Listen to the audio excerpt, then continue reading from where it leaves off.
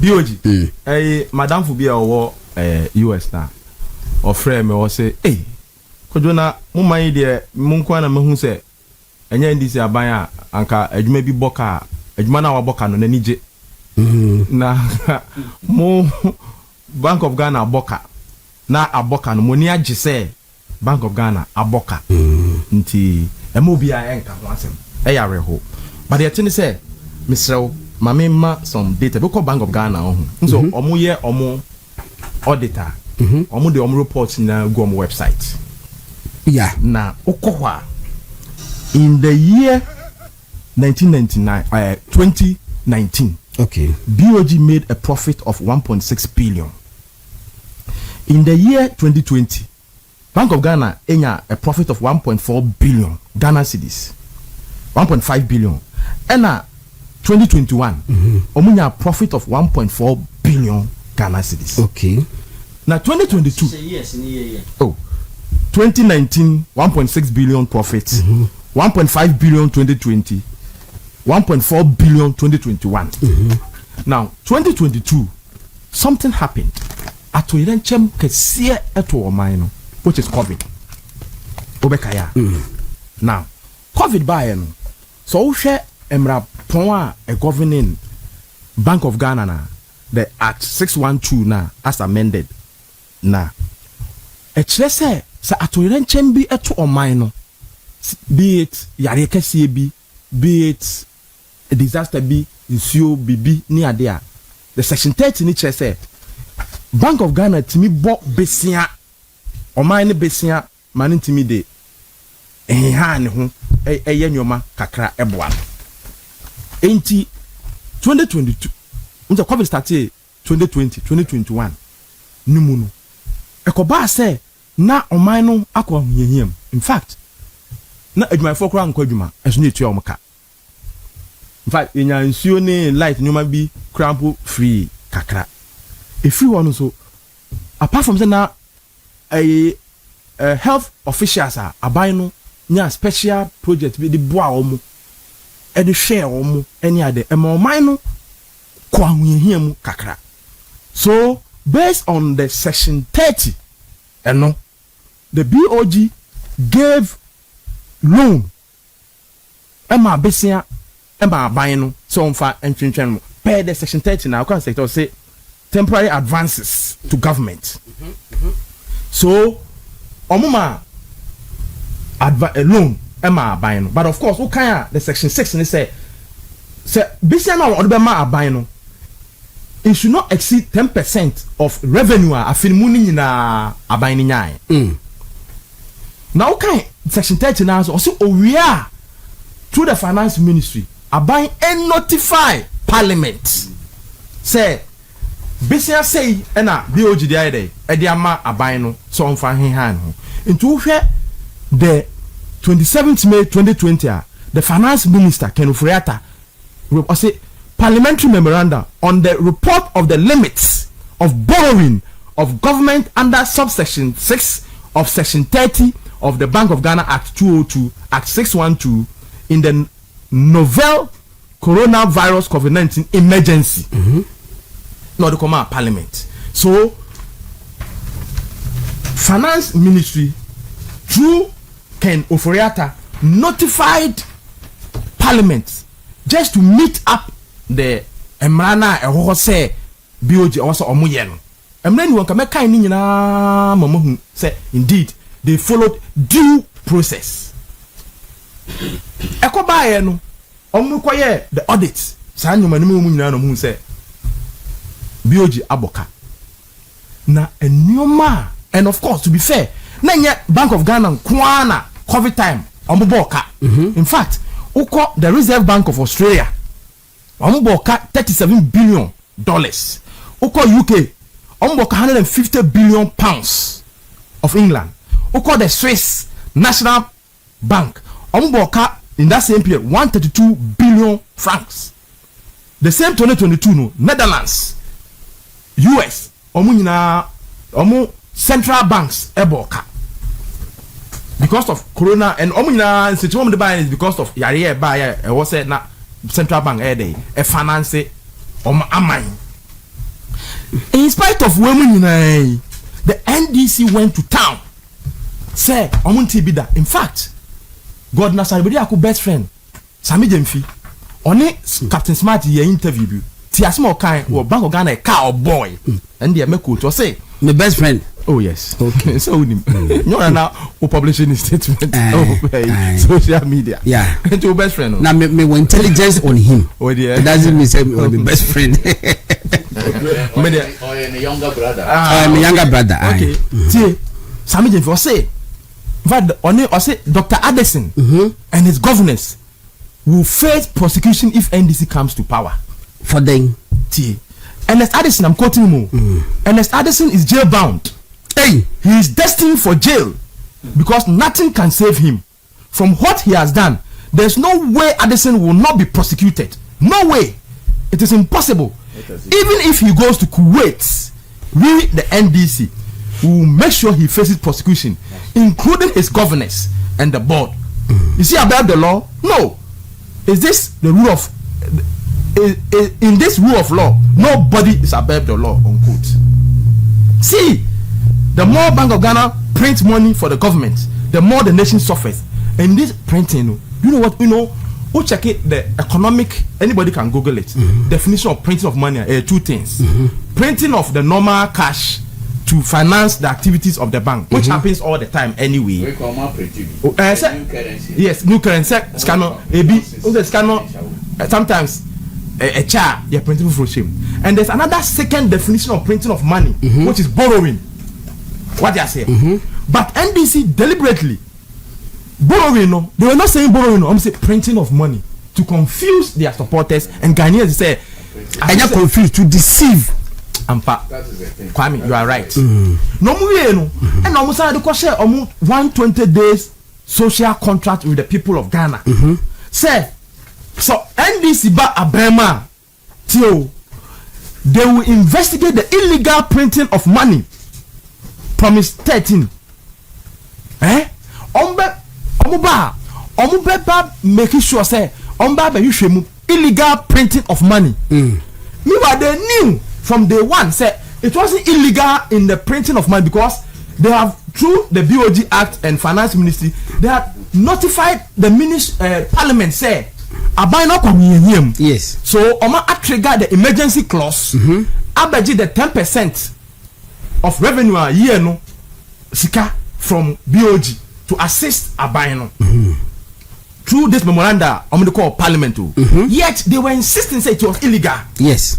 And that Omuba they will prosecute Addison and all the governors.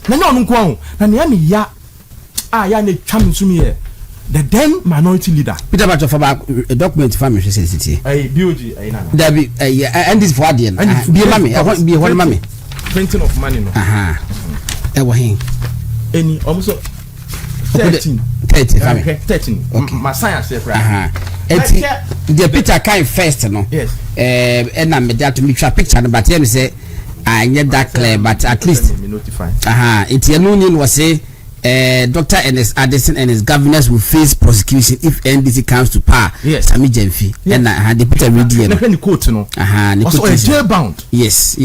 Ernest Addison is jail bound. Yes. He is destined for jail because nothing can save him for what he has done. There is no way Addison will not be prosecuted. No way. It is impossible even if he goes to Kuwait. We NDC will make sure he faces prosecution, including his governors and board. Is he above the law? Is this rule of law era? Nobody is above the law. He will face full accountability on many other things, including this. That is 60 billion losses. Yes. And all kind. Okay. Now that's enough. Kuwait wow. Now unim. So share. The then minority leader and now finance minister. Or the BOG governor has messed us up. No, we in quotation. You see the sad aspect. Or say this is how the governor of the central bank, Dr. Addison, who is now known as printer of money, unquote, printer of money, conspired with members of the economic management team led by the failed Alhaji Mahmoud Bawumia and the inept. Look at the choice of words. Finance minister Ken Ofori-Atta. One problem, one bond to destroy Ghana's central bank. All because central bank are there. almost say omaboka. And you know, but they even went on demonstration, right? Echo Jina BOG premises say, BOG governor no 21 days to resign because governor ama BOG aboka. And many examples are time may not permit me to go into it. Yeah, they are. And the name now if you want 2024 a council say about 9 billion. Now and Bank of Ghana aboka. Omo de omo say omo kana omo abono. Papa na nye boni kana BOG but now you see COVID. BOG boka to make sure so obe save lives. Enye papa. Eno de enya de papa o. COVID time am 40 fie omo nye teacher for nurse for ni ade wo say etu omo ka. BOG e boka mo bo aban ne besia mane to me cater for the needs of the people. Ene de enye o eno ye a major problem e bi e dey NC da. Ene BOG aboka na unim the eyemane ya reho ne say unim say ka no mo say ukwa about no be so bia om say ka say no boy 15 point something billion me boy and that's no kai good and a minority by press conference true upon comma so no it's not true in fact give okra trust say can no more than what the omo report no omo say in fact isa NDC person say minority the omo bon na MP before kan no kore and the BOG issued Q&A on their website on questions and answers on last Thursday na asembisani iya no me that's it fantastic now the first question bisa no signed by the current governor Siama or say a car BOG boy ASA the answer BOG in their report the Maya. Okay. Or say the bank reported an operational loss of 15.63 billion. Okay. And other comprehensive income loss of 19.32 billion for 2025. It's had any income. Munia. Second one in your loss. You loss. and then come. Loss. It's had any one come. You don't post to change. You don't post to change. So change. So my reporting. If we would need definition for loss. Loss or not proper loss. To the extent that there's another 9 billion here through gold but gold cotton gold and who cry a ka about who into the becca who cry a cost to 40 something billion 44 billion and counting.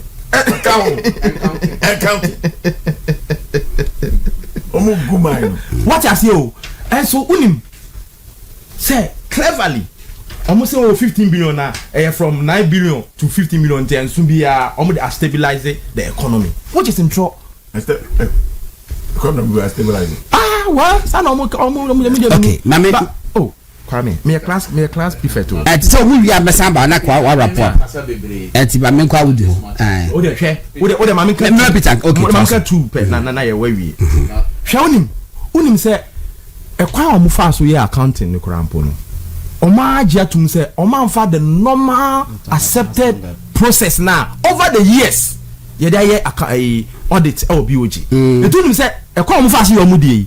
Say ka sana BOG Addison at the year any na nke all reports that the so-called 60 billion no Dabi.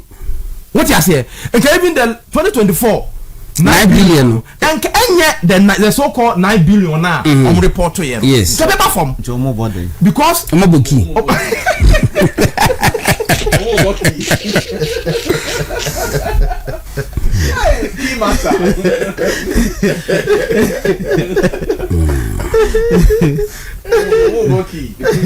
NDC. What you say? So they departed, and almost you see the new BOG. Some buy no. Omako amend the act no. I'm saying no boni omubedi. You see the current governor na. Kwanya careful kakra. Oye bibi kakra because said you ultimately amend the act no to allow BOG room to play on the deck no It's strange. And indeed, that's exactly what they've done. In fact, bank to the sense that they've requested support from this time the finance from the finance ministry. From finance ministry. Who should have Bank of Ghana? Yes. Other way. Yes. Bank of Ghana who actually share or say liquidity. Read what mean. Ukaya. Because you say yes. I'm not coming there to so. I am part. Na na you since And yes, she. Bank in here liquidity. Bank ni here.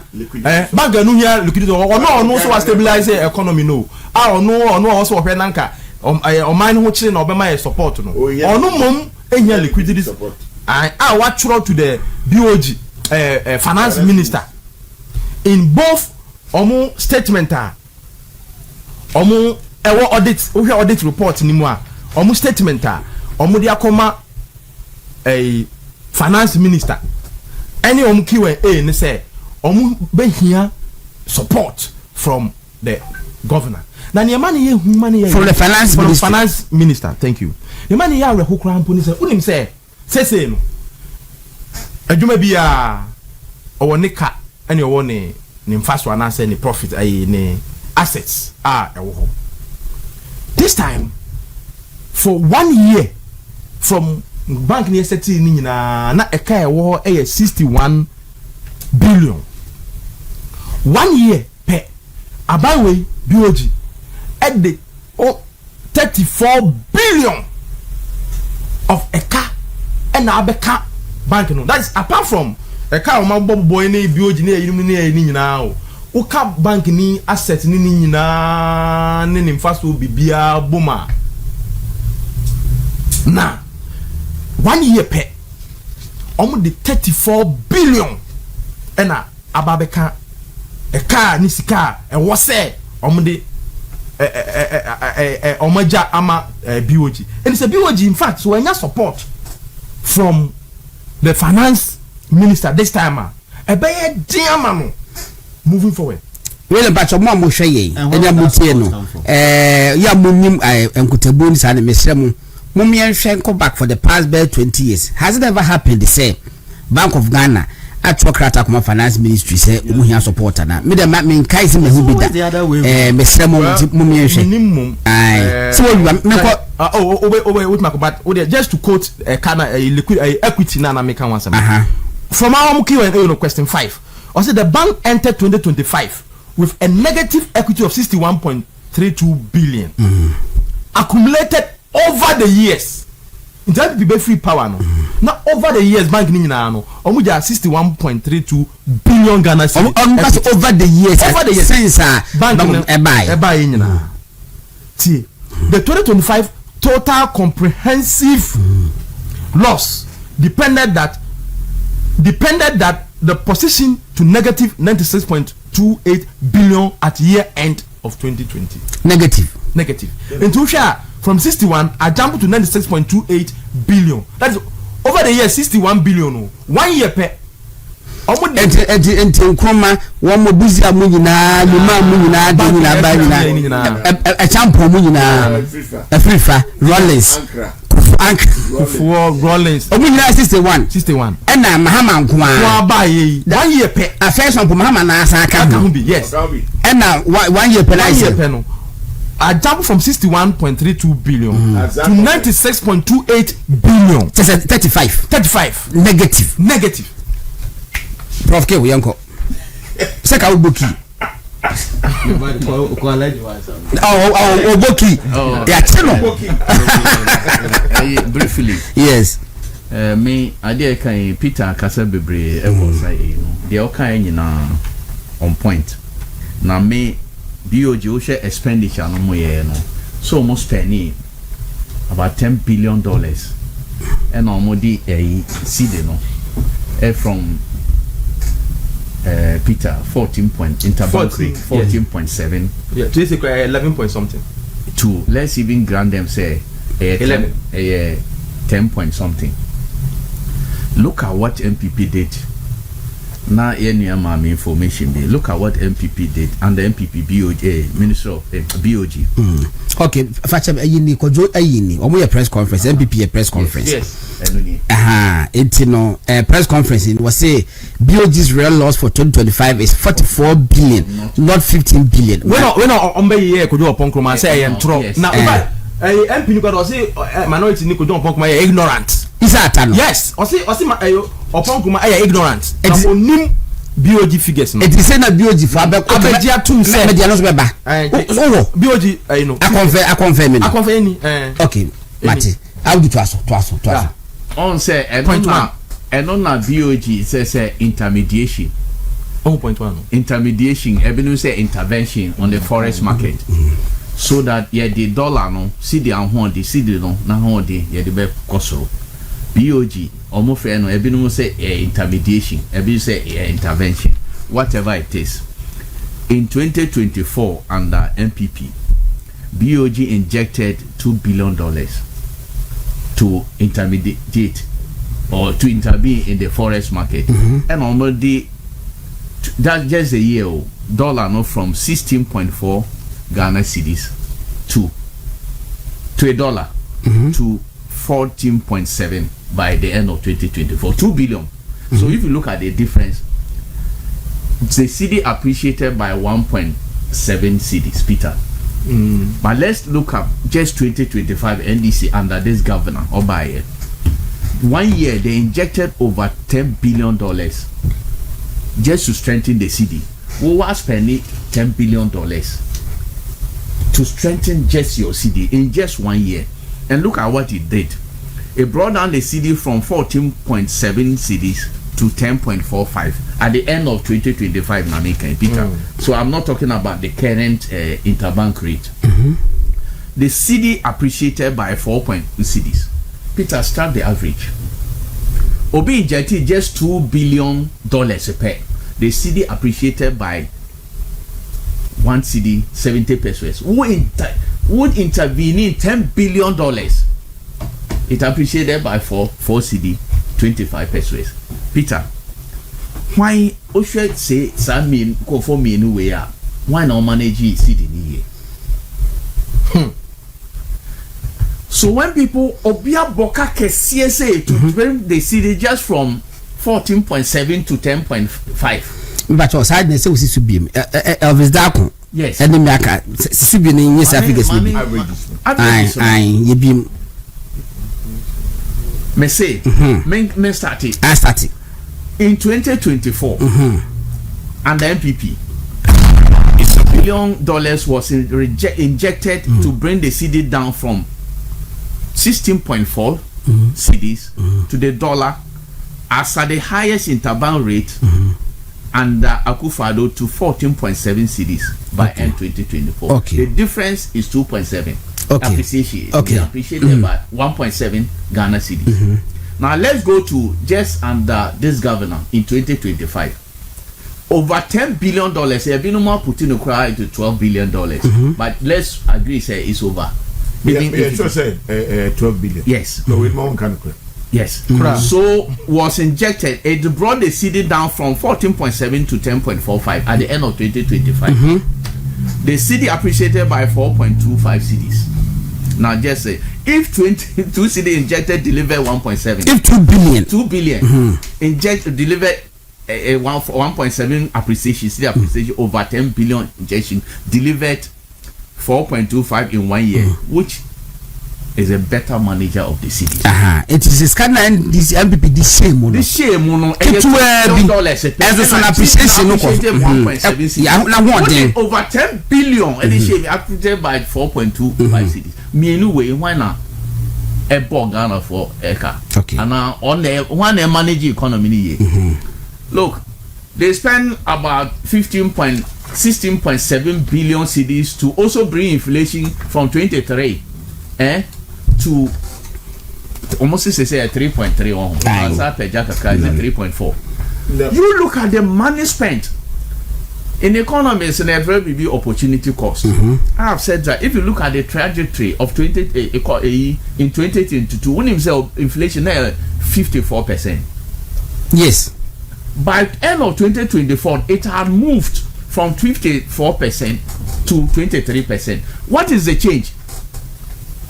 31%. And yes, in 2 years, without injecting that much money to bring inflation down, you injected 16.7 billion cedis to bring it for 23.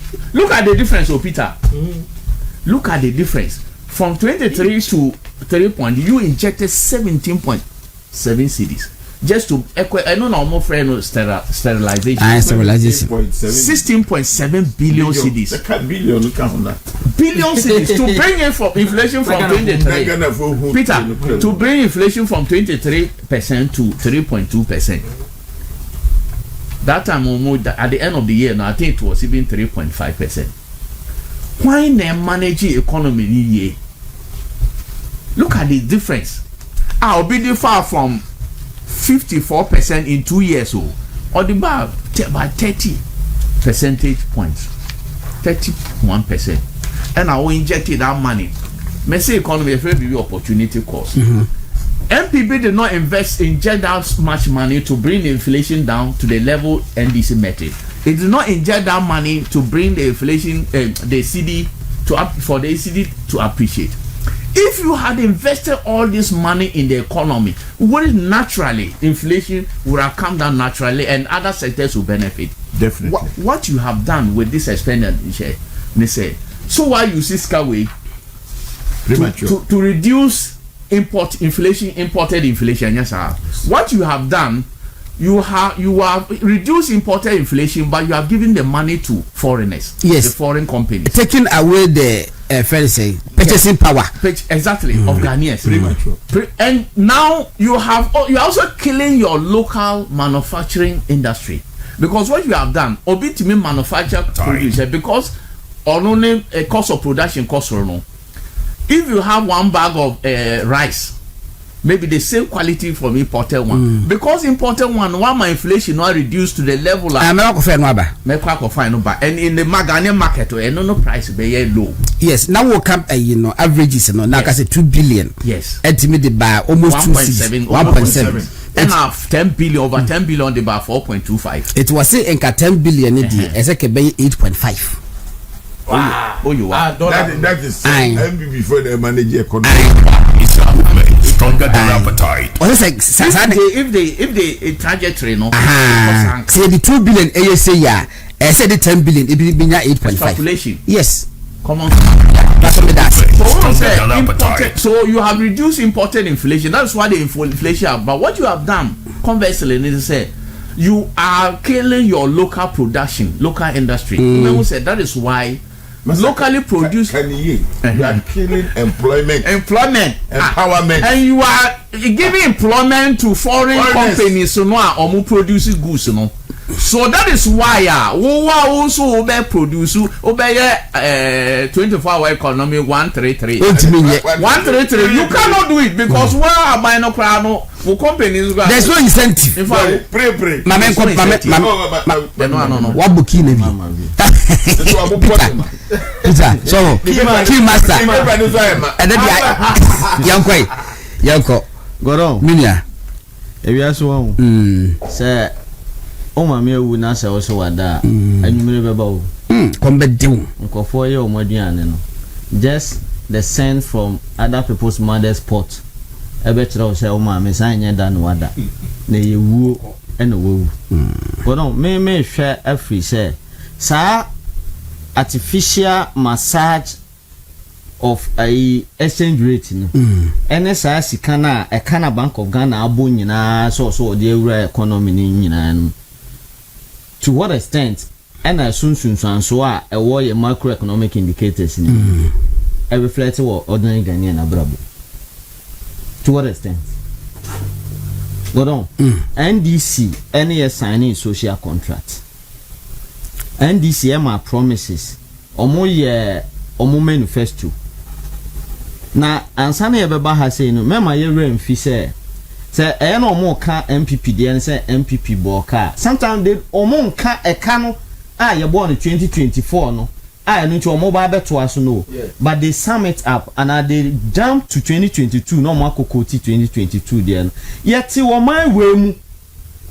So obekaya na danko akufuado a pencil. Yakofa bibi by a friend of Fiscal Responsibility Act. Yes. Limited the finance minister and they say you cannot spend beyond 5% of a budget deficit, you know. It's not allowed.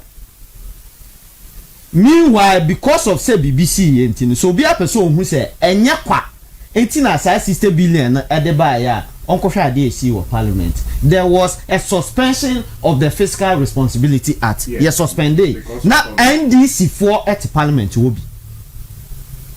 None of them objected to the suspension of the Fiscal Responsibility Act because Omunim said BBSC. But when they come out, no more person more reported on the BOG losses now. They rather want to attribute it to incompetence. Meanwhile, no money. Omunim said in our more Parliament any suspended. And NDC. Nana NDC and Kaminim say a car 9 billion now reset here about 15 billion. Say NDC and Kaminim say I figure a year 9 billion or reset here about they do 50. Do Saba. Aba. How much for me a reset? Back to do so. Omar reset can. And don't forget the cocoa for Zika. 3,600. Almost set about 2,500. And almost Ghana for you to say 2,500. S 3,600. See your bottom. Almost 2,500 no. S 3,100. I see some of the amount for Bianca. Because idea NDC master CC how to report on issues Emma omuhunye Ghana for now me huni say when you artificially massage exchange rate now prices of goods and services who exposed you artificially when you massage the exchange rate or you artificially calibrate the exchange rate goods and services prices ebe expose you and under MPP time near say a bro boy in a bag 1,001 1,002 and you say 400 cedis no nkofo nya atofo but in spite of say kakra na ekokoto na nya bia a reflect wodokno ne bo oni ma ya reduce price na no into that should tell you say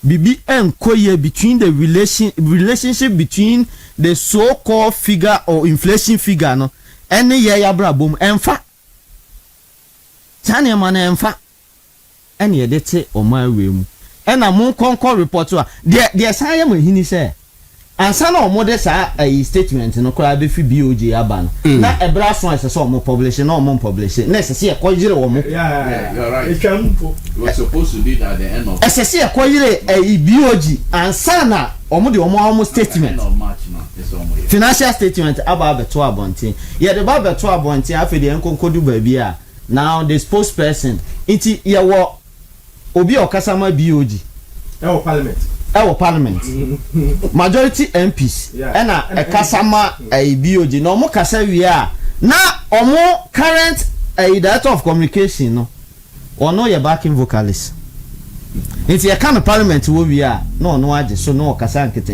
ebra ye wi financial statement no okroban so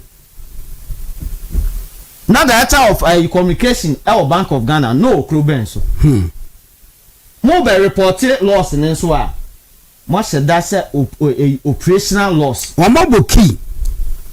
After young concoba minority said there be I didn't bro sir. Almost there be minority na abon. After the more year to say there's another 19.something billion now. And no cry no more the can yi.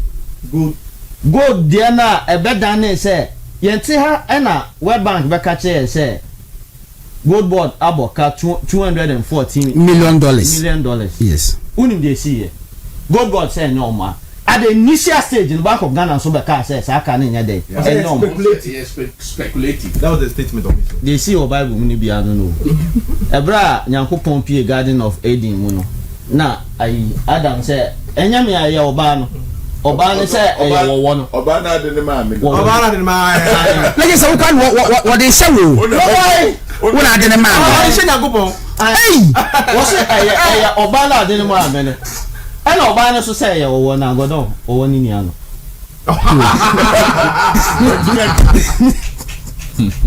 Odo owan do ma ni no wa. Ebe see na ono ne side dey ante. Ah, the problem is going to go. Wo woni ni ano. Ebi na awoma ye no. Na yeti oman mu a say yetimi twa budget the ma a state institution. Na state institution the budget ni ye twa ne in dollars, a. Afi say sika no on fa anya ni operations. Say ye mfa ma no say den yo. Eso so okokoji sika o Bank of Ghana dey ye ni operations. Na obi a wotimi declare profit but in the losses the obabi opposed the ko. Agency timi declare na economists no declare profit. Won't say we losses in free revenue any operational cost and san no aba benya profit or loss. Na wo de wo baby a wo bucket bi wo BOG a unya loss na ho na wo de kokogu. Ene aba bedu ha sei. Enti ya nche konfo. Ya che no. Omumo ki say e ka ne 15.6. Enye no kure. But we crack say 44 billion na ye ka no. Esan ye no kure. In 1 year. Bibia CEO. But what to say you suspend the fiscal responsibility at BBO. Now we should need some of the at a rate next year it will even be more. Another angle. What MPP one even happen when a serious COVID. Yes, translating into the suspension of the fiscal responsibility act. When we be a sense because at a rate BNC. So now you find saying NDC MPP incompetence now MPP had a better explanation. They had a better reason. Or more kwan on befa so Ay3ka. But NDC for the mutimika. Incompetent. Mutimika because even the figure you are trying to hide it from us. MPP is not incompetent. More person more hide the figure from us. It go down. Me nya financial guru. Na ka we nyina ya boni nyina ebesi ne. Enyanya bia ya ka say be ma nurse for Ay3ka wo port free. Ye yini free a sank ye revenue be ko form ana me boa. Papa. Iti enya anko ka ne we. Ene ye kubusa lawyer ka no we say. Hey, Prof Kiwi. It's a Ghana stronger than appetite. Kima. Wa bo kisa. They me the mechanic say. NPP BOG a kind of boy during the time of NPP was a gentleman named Kasano who stayed from 1919 to 1920 to 2021. COVID in about 22 maybe 20 started 20 yeah the about March even started crying no only a profit 21 yes but 22 and started say yeah to be big as person ade ba kwa ma for kan ho asem say taxes the government taxes are near edge. There's a lot of tax that government inya e was person to person trading makoha me kotadua no ha me kwa koto wi me kwa koto we invoices this one some tax kitin bi wo and no reduce you drastically because obi a shefie what I say the government revenue dropped brutally and that's what kaya kama ne government ne copy scan okwa copy scan na onye scan how they e-levy no buy no e-levy how many months now NDC for every trap parliament and sana year pass 6 months and you know me here see kwa IMF my status of kwa IMF you know MPP time na BOG cannot boy you incompetent. They were not incompetent. They were the best managers for the issue. So normally sees that time they were the best managers because so here and normal MPP government had to do a normal year within that period of time now. No more to yango omo go for aduane ofie meboa anyeka omo to yango for electricity meboa anyeka and in your biblia no more the support to and for say the beya omo mpue no omo nyare no mu which was also to the humanity to keep the people sane. ABC every time a handing over power 225 January ɛdɛ paa na esi kurom ha aba saa nneɛma na ɛto yɛn 2020 ɛɛba no ɛto yɛn. NDC ababa minus. Di abɛɛbu ɛno no na ɔka asɛm a esi ne sɛ NDC aba. peter wi jɛmu ni asɛm ɔkeka ɔsɛ de bɛ pa na esi ɛ bɛ sɛ mi ɛbɔ kasi a ɔsɛ deɛ esi ne sɛ NDC na aba. key man yɛ ɛnu ma sɛ NDC ababa. Deɛ esi ne sɛ NDC aba bɛn na mi hu gɔvmɛnt a ɔmo yɛ ti o beebi a mi ka kyerɛ amafo sɛ NDC na mi hu ni saa no ɛnyɛ nnɛ na ɛhyɛ aseɛ o ɛhyɛ aseɛ wɔ AFRC time ɛdeɛ na ɔmo yɛ ɔmo ba PNDC ɛdeɛ na ɔmo yɛ asa na ɔmo ka ɔmo tamafo so to NDC nkɔfoɔ naa na ɛwɔ mu nti sɛ ɔfi sɔn ba bɛyɛ bibi different from nneɛma na ɔmo ayɛ dada na ɔbu awo eti incompetence ne deɛ ɛne the inability so ɔmo nim nimdeɛ a yɛde bu man no ɛne ɔmo nenam Edi ɔmo akyi. ɛhyehyɛ ɔmo bɔtɔm ɛna ɔmo de nam because wohwɛ a obi a wakɔ through COVID a wiase nyinaa kɔ through COVID yɛ ma amanfo ntu kwan amanfo hyehyɛ dɛm revenue akɔ low yɛ kɔ bɔbɔ so asɛ yɛ man ɔmo tumi hold economy no kanea no na ɛsɔ nsuo no na ɛba government salaries nkɔfo salaries ni yɛ dua biribi ɛsɛ aban yɛ bia aban yɛ biribi ɛnsi yɛ o atorɛntwɛn bia ɛnsi Bank of Ghana boka sika na ɛkɔ hene ɛyɛ management obi de 2 billion ɛnya 1.7 reduction no wo de ɔde 10 billion ɛna 4.7 nti mi de fisa sika na ebi afa bɛbi di ɛnya audit ni ehu baabi sika ne fefa ɛ One of a lawyer. sani ebi na maka mesi yɛnyɛ audit yɛne kyɛ bi a sɛ tam de ga da akyi bi a Sisi ade one of. yɛnyɛ audit ni ehu baabi sika dasa mi ko ɛgye mi na mi se gold board gold ɔtɔ mi na mi se galam se fo gold na ɔtɔ so ɔsɛ mi boa yɛnyɛ audit ni ehwɛ baabi a ɔmo gold na ɔmo tɔ fi yɛ because nkurɔfoɔ top gold companies na Ghana no ɔmo de ɔmo gold kɔ abukyerɛ mɛ boa. But they give us a percentage, about 20%. Yes. Yes. Eti ɔmo de huge ones ne kɔ abukyerɛ. Yes. Eti no ndɛ na ɔmo nye gold bebree ɔmo tɔ. I know. Yeah, we galamsey. Galamsey gold na ɔmo tɔ tɔm si yɛ boa yɛnyɛ audit. Eti mi nua ebi na yɛ dɛ mi bɛ ko through saa wo calculations na mo yɛ enough calculations wɔ ha. The political point de sɛ Ghana foyi NDC for daadaa o ɛdaadaa from the time ɔmo yɛ campaign nyinaa nneɛma ɔmo keka nyinaa no ɔmo kan no waa keke sɛ de bɛyɛ a mo bɛgye ɔmo adie na ɔmo ato aba ama ɔmo ɛna mo ato aba ama ɔmo sɛ mo hu bere ama ɔbrɛ yɛsi inflation about 3.3 ɛnso still sika bi ani hɔ a ɔde tɔ biribi a ɔmo akyerɛw ɔmo school fees ntumi tua sɛsɛ yɛsi wɔkɔ free SH school a ayɛ den ɛne nneɛma bebree it is because nkɔfoɔ na manage economy no ɔmo daadaa mo na ɔmo baayɛ nti ɔmo baayɛ nso ɔmo ni biribi a ɔmo betumi ayɛ de adeɛ offset daadaa 24-hour economy ɛwɔ hene Scam. asempa nabo 24-hour economy ɛwɔ hene fa akɔfoɔ to aba sɛ 3 nipa mmiɛnsa bɛnya one shift nipa mmiɛnsa bɛyɛ adwuma nti ɔmo kɔ to aba you see tell me kosi sɛ Na directorate ne kura yɛ adwuma 8 hours. 8 hours ground. Enti daadaa na ɔmo bɛ daadaa yɛn mate Kwame nti God catch your money ɔmo yɛ daadaa fo